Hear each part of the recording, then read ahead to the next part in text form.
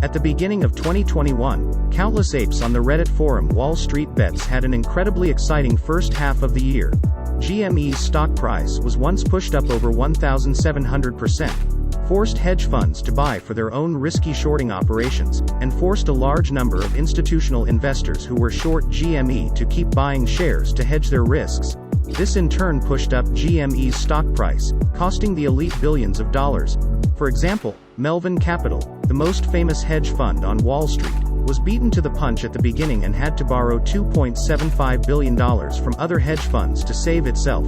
After being pushed to the brink, the elites finally came up with a way to save themselves, unplugged, restricting Robinhood users from trading and other less glamorous tricks. The GME has not really short squeeze yet, and its success depends on many factors, such as government intervention and mediation, or too many paper hands releasing stocks so that hedge funds can buy back enough stocks in the market. In fact, those institutional investors have only been reversed this time for 4 reasons. First, they were overconfident. They really thought that Wall Street Bets only had apes, but nowadays the internet world is developing rapidly and apes know more about investment than financial practitioners. Second, they have poor eyesight. They only see GameStop as a sunset industry and completely ignore the company's healthy cash flow, the tens of millions of supporters behind it, and the expected direction of its transformation. Third, they are too bold. How dare they short GME up to 140%? Fourth, their memory is too bad. They forgot the financial nightmare of 2008, the VW Infinity Squeeze. On January 12, 2009, the funeral of Adolf Merkel, Germany's highest honorary award winner, Knight's Cross of the Iron Cross, and 94th in Forbes, was held in the small town of Baden-Württemberg, Germany. In a short statement, his family claimed that it was the desperate corporate woes and financial crisis that crushed the passionate family entrepreneur.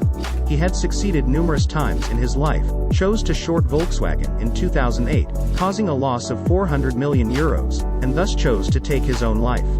In 2005, Porsche began to covet the Volkswagen Group, which had 30 times its own revenues, and announced its intention to buy the latter. After 2 years, Porsche had by then bought 27.3% of Volkswagen's shares. Although these shares made Porsche the largest shareholder of the Volkswagen Group, it was not enough to gain complete control of Volkswagen. In the opinion of countless Germans, Porsche could not succeed because of the famous Volkswagen Act. The Volkswagen Act is a German, special company law created for Volkswagen after World War II, and the German Stock Companies Act provides that as long as you hold 75% of a company's shares, you are considered to have control. The Volkswagen Act is different. If you own less than 20% of Volkswagen shares, you can calculate your voting rights based on the actual shareholding ratio. If you own more than 20%, your voting rights will not increase unless you own more than 80% of Volkswagen shares.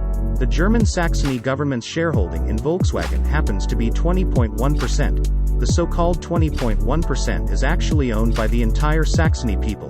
If Porsche wants to get a share, even if it is 0.1%, it must first be put to a vote in the state legislature and then voted on by the people. This is mission impossible. But Porsche went straight to the European Court of Justice, bypassing the Saxony government and accusing Germany's Volkswagen Act of violating the EU's competition law.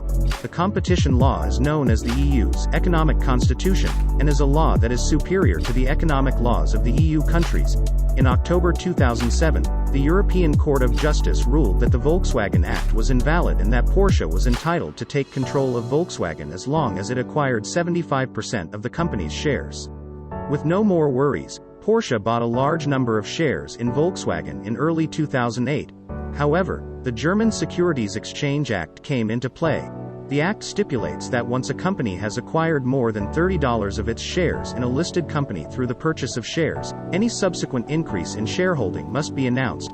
Since then, Porsche has been required to make full disclosure of its holdings if it buys even a single penny of public stock. This led numerous hedge funds and financial giants to start shorting VW shares, including the aforementioned German tycoon Adolf Merkel. After all, 30% is a far cry from 75%. As the short sellers had predicted, the figure remained unchanged after Porsche increased its stake in Volkswagen to 42.6%. What no one noticed was that Porsche had already had a Plan B. Porsche's Plan B was in the trading rules of the Frankfurt Stock Exchange.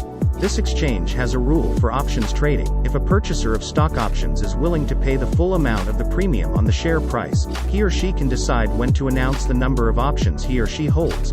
The Securities Exchange Act's announcement is actually only for cash stock trading. The exchange's rules are for derivative financial products. The two are not contradictory.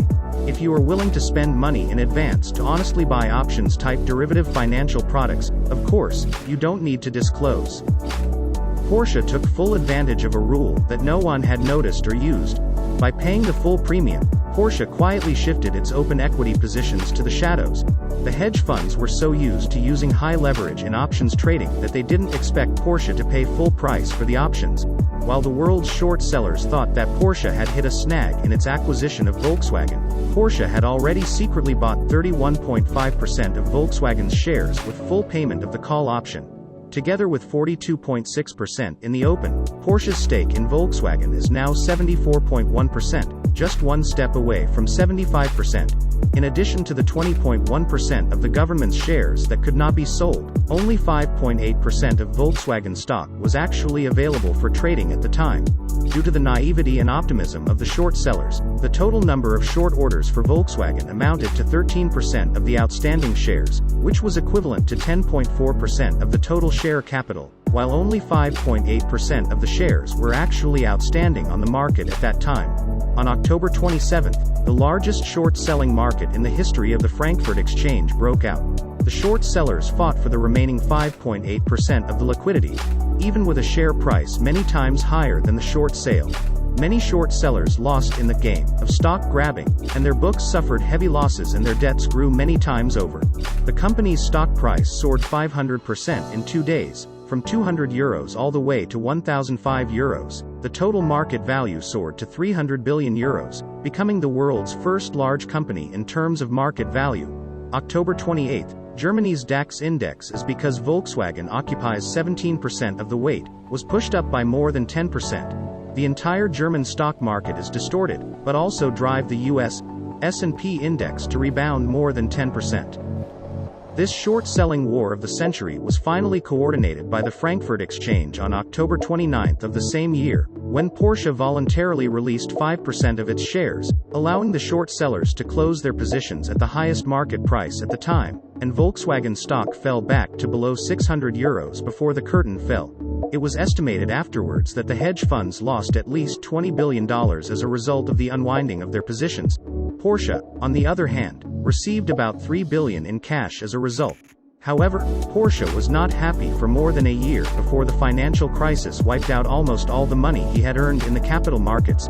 For many hedge funds, the short-selling war of the century came to an end, but it was the beginning of a marathon of litigation in the hope of getting compensation from Porsche. The win is reasonable, the lose is unreasonable, makes sense for hedge funds. In 2010, 39 European and American hedge funds, including Elliott Associates LP and Black Diamond Offshore, filed a lawsuit in U.S. federal court in Manhattan, alleging secret position taking and stock manipulation. The case was dismissed, of course. The judge thought that they should have gone to Germany to file the lawsuit. Since then, there has been a steady stream of lawsuits against Porsche from institutions and companies around the world for at least 4 years. The hedge funds were totally unjustified. The stock market was already risky and they gambled too much. As to whether GME will eventually succeed in its short squeeze, no one knows, or if GME stockholders are just like the stock. Here is Monopony. Welcome to like, comment and subscribe. See you next episode.